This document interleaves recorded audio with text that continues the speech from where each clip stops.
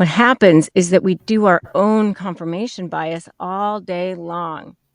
As children, we start telling ourselves we aren't worthy. Then we go through life, through our day-to-day interactions with people, looking for evidence in reality that this is true, and then confirm our beliefs, our facts. The more you start winning, the more you start to notice your wins. The great news is that your brain is just like the CPU of your computer. It can totally be reprogrammed. You can absolutely reprogram it so that you are the powerful expression of what's possible for yourself. If you're an empath, which more than likely you are, then this is one of the hardest things to do. Regardless of whether the relationship is business or personal, there is actually a symbiotic nexus between a narcissist and empath. An empath is a person who feels deeply for others, who has tremendous care and compassion, and as a result, has many people around him or her. Empaths generally are smart, creative, attractive, and charismatic. This is why narcissists want to be around them. They want to attach themselves to a person who is perceived by others as valuable, and they also want someone who will take care of them. Narcissists also want someone who will put them on a pedestal and allow them to appear to be in control, and who will make all their needs and wants the priority over anything else. Empaths will generally allow this to happen because they will go along to get along. Many times, empaths have their own core wounds, which have given them codependent tendencies, and this codependence makes it easier for them to trauma bond with narcissists. This all results in a deeply destructive cycle where empaths are pouring love, attention, support, and value into the narcissists. The narcissist seems like they need fixing because they will say they were a victim of a horrible childhood, but ends up being a well that has no bottom because the narcissist never ends up reciprocating. They sprinkle some love bombing in here and there, but they're really like leeches or parasites who will suck the empath dry. And when there's nothing left to suck out, then they head to their next source of supply. When you are an empath with your own wounds and your own inherent deep-seated feelings of low self-esteem or low self-worth, then you somehow subconsciously think that you weren't worth loving or being in a business relationship with, or that you caused this behavior somehow. Maybe it will cause you to not trust yourself again in your work or your personal life. Narcissists can leave you with deep psychological damage. You can see how both personality types feed some sort of needs in the other person, none of it healthy and none of it sustainable. It's like eating junk food every day. You might stay alive, but you'll feel like total crap. Your brain is like the CPU of your body. When we were children, we were exposed to certain stimuli, and then we drew conclusions. For example, let's say that a child wanted to sit on her grandmother's lap. Her sibling was already on their grandmother's lap, but she dove in anyway. At that moment, her grandmother exclaimed, "I can't have both of you on my lap at the same time. Off!" The child might have drawn the conclusion that she wasn't lovable. Now, the adult version of her could probably look at that scenario, think how ridiculous that was, and see how that had nothing to do with being lovable. It obviously was because this older woman didn't want two rambunctious kids on her lap at the same time. But this is what we do as humans. In that moment of being pushed off grandma's lap, that little girl might have concluded, "I must not be lovable." Then maybe that same little girl went to school a couple of days later and the teacher didn't pick her for something she wanted to be chosen for. Confirmed. A belief is just a thought that you keep thinking, and that's what keeps you from having the life that you want. It's all in your mind. Dr. Joe Dispenza, in his book, Breaking the Habit of Being Yourself, explained that inside our brains are patterns of neurons that fire together.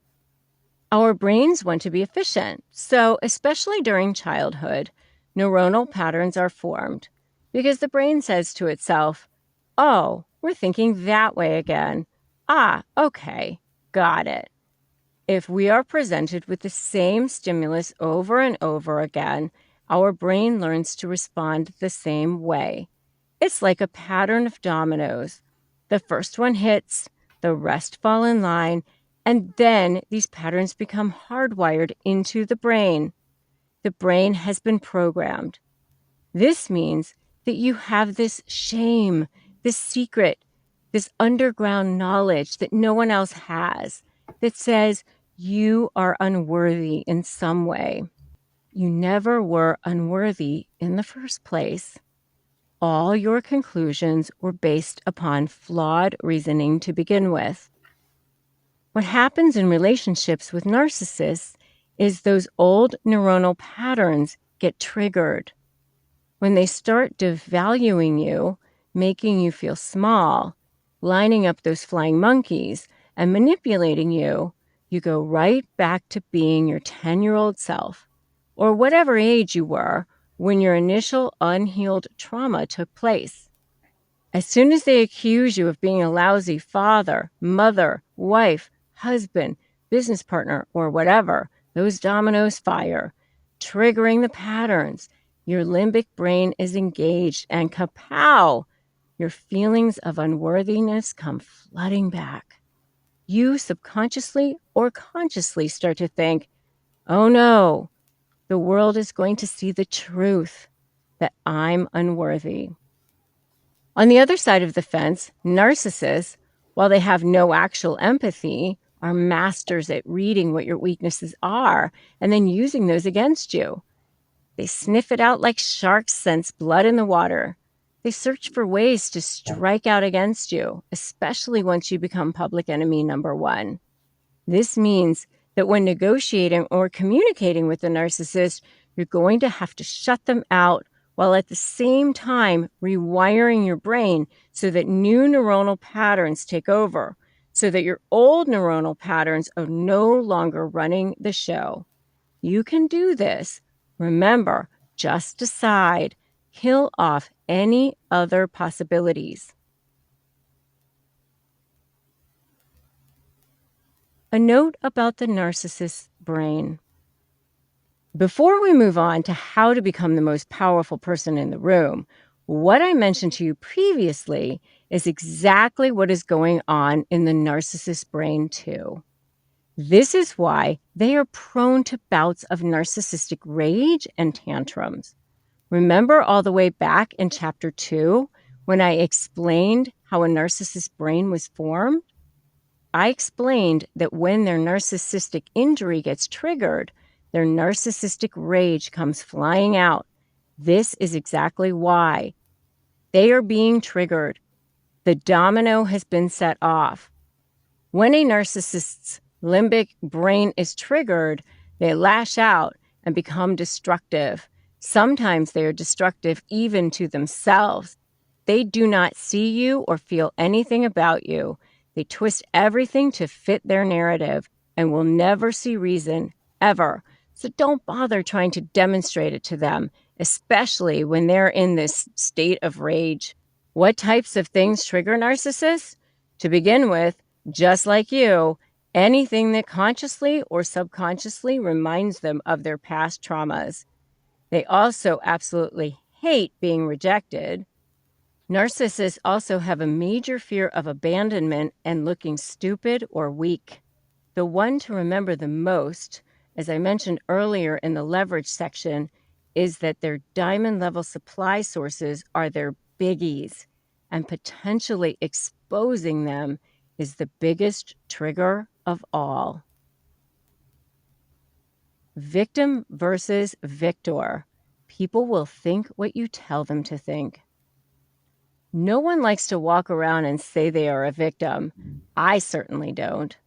As I mentioned, I have been the target of two covert narcissists, both of whom were very stealthy in their execution. While I was still in an active relationship with them, I saw them as the problem, not me as the victim. However, each day, as things would happen in my business or in our family situation, I would get very upset. I would then stew about it, be up late at night ruminating about it, and spend countless hours talking about it with my husband, my friends, or my family. But if someone had said to me during that time that I was being a victim, I would have pushed right back and been defensive about it. I certainly thought of myself as a strong person. I had been a litigator for nearly 20 years at the time. I had gone up against some of the most formidable opponents and won. I had been named one of the top litigators in the country. To me, being accused of being in victim mode was tantamount to being accused of being weak and being controlled. And maybe it even would have exposed my shame, my feelings of self-doubt, and my low self-worth. But the undeniable truth was that these people were getting to me. I wanted to avoid talking to them. I was avoiding confronting them. I told myself it was because I was keeping the peace, or maybe I was making too much of something. Covert narcissists are very insidious and stealthy, and they are masters at engaging in the kinds of underhanded behaviors that give them plausible deniability.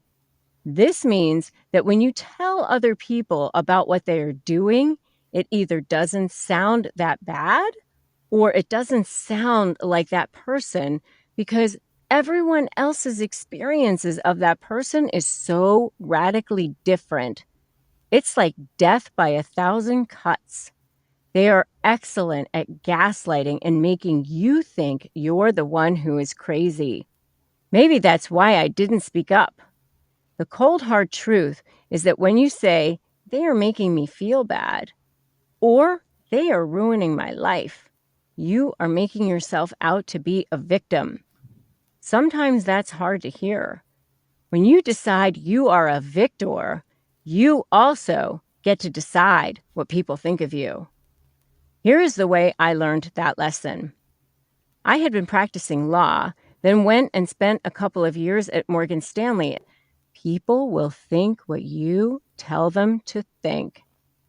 Then she went on to say with even more conviction, you can tell them to think that you're a flake. Or you can tell them to think that you're the only family law attorney who has a financial background, and therefore you're obviously more qualified than any other family law attorney in this community. She paused for effect. Which story would you like to tell? So guess which story I told. Within 2 years, I had one of the top family law practices in the state, representing people of wealth and influence, people who clearly would not have hired a flake.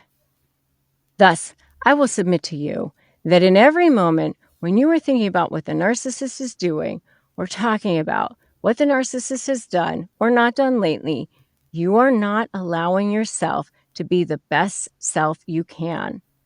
Focus your energy back on yourself instead. People will think what you tell them to think. Tell the narcissist and everyone else in the world that there's a new game in town. You have to override that victim brain.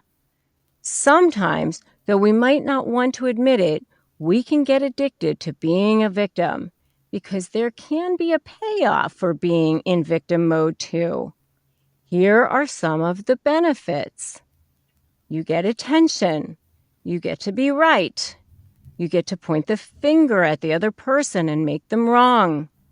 You don't have to take responsibility for your actions. You get others to feel sorry for you and see you as the victim. You get others to think the other person is the bad one and you're the good one. The other part of this is that somehow in our minds, we think that if we let go of pointing the finger, then they end up getting away with whatever it is they did, that somehow are holding on to being right or being the victim of their abuse holds them accountable. Well, guess what? It doesn't. Here's the flip side of being in victim mode.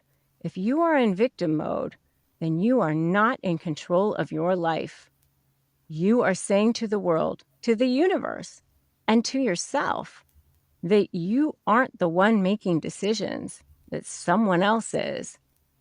If you want to be the decider of your life, then you need to make a choice right here and right now that you are no longer going to be in victim mode. Ideally, you always show up as the elite, powerful version of yourself. Mental pivoting. One of the things that has worked well for me is pivoting. Like we talked about in chapter 4, we want to retrain our brains to think about something else as soon as the negative thoughts flow in. Remember, if there's no other alternative, then they will go right back to the thoughts they know. For those of us who are busy all the time, dealing with our lives, families, careers, or both, even finding a few minutes of quiet time can be a stretch. I know because I've been there. But when you're in a relationship with a narcissist, it's way worse. Self-care when dealing with a narcissist is something totally different. It's not just about caring for yourself. It's also about protecting yourself, starting to heal, and preserving your strength and your sanity so that you can be at optimum condition when dealing with one of the toughest fights of your life. Think of the narcissist as the raging bull in the china shop. There is a lot of destruction, but it's not like the bull meant to go for one particular yadro or piece of wedgewood. It just happened to be in the way. The narcissist fixates on people, but they just happen to be the people who landed in their space. The truth is that they will suck supply from whomever they can find. Remember that even when they attack you personally, it's really not a personal attack. They just hate themselves deep down inside. They hate anyone who dares to come near them, too. The way people treat other people is always a direct reflection of how they feel about themselves. Good or bad, it never has anything to do with you. This is one of the hardest things for empaths not to do sometimes. We take everything personally. The more confident you are, the higher your vibration, the less they will want to be in your space because they will be more and more intimidated. There will be less and less supply source from you. Remember, they are more afraid of you than you are of them. By focusing on you and your mental health, you will undoubtedly be stronger and more confident in your negotiations and your communications. Eventually, you won't even care what the narcissist thinks because you will just be the strong, confident, powerful version of yourself. Like the oak tree, firm, strong, grounded. Courage is not something that you already have that makes you brave when the tough times start. Courage is what you earn when you've been through the tough times and you discover they aren't so tough after all. Malcolm Gladwell from David and Goliath. You have felt like you were David and the narcissist was Goliath. For those unfamiliar with the biblical story of David and Goliath, that's the one where David was a young, inexperienced boy and Goliath was a huge giant. Goliath was a bully who wanted to fight David, showed up with all sorts of weapons, and fully expected to win. But surprise, David took Goliath down. He slayed him. How did he do it? He believed that he could. David was able to slay Goliath. He had Goliath panicking. With the right tools and the belief that you can defeat your narcissist, you can slay too. If you go in believing you'll win, Goliath is already damned. They do not want you sniffing out their best sources of supply. No siree, Bob. They want you far away from their good supply sources, especially if they've been telling them all sorts of lies about how awful you were and creating some sort of new narrative. David realized Peter was plotting against him by lining up some of the key employees against him. He realized that Peter was actually even planning to start another company of his own. When David came to me, he was scared. He didn't know where to begin to negotiate with Peter. We formulated a plan. We needed to create some leverage. In this case, the leverage would be that Peter would not want to be exposed to the employees as the one who didn't actually contribute anything to the company. That's when we decided that David should approach Peter with an offer to buy him out of the company for a fair price, or alternatively, he would sue him to dissolve the partnership, which would mean that all the employees would then have to be deposed and questioned about what they knew about the company.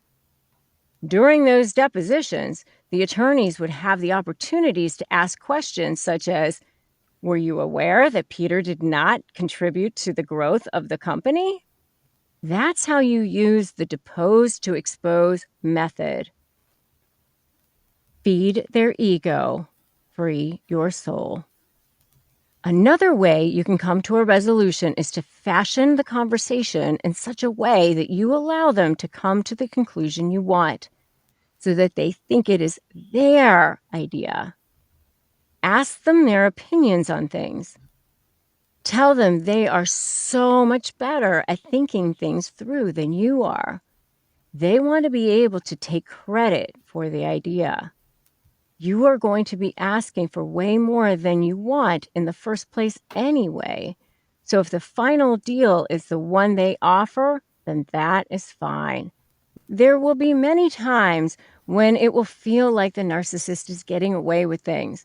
Remember, there are no little fairies that jump out in your living room or office and go to the narcissist, "Aha, you didn't behave."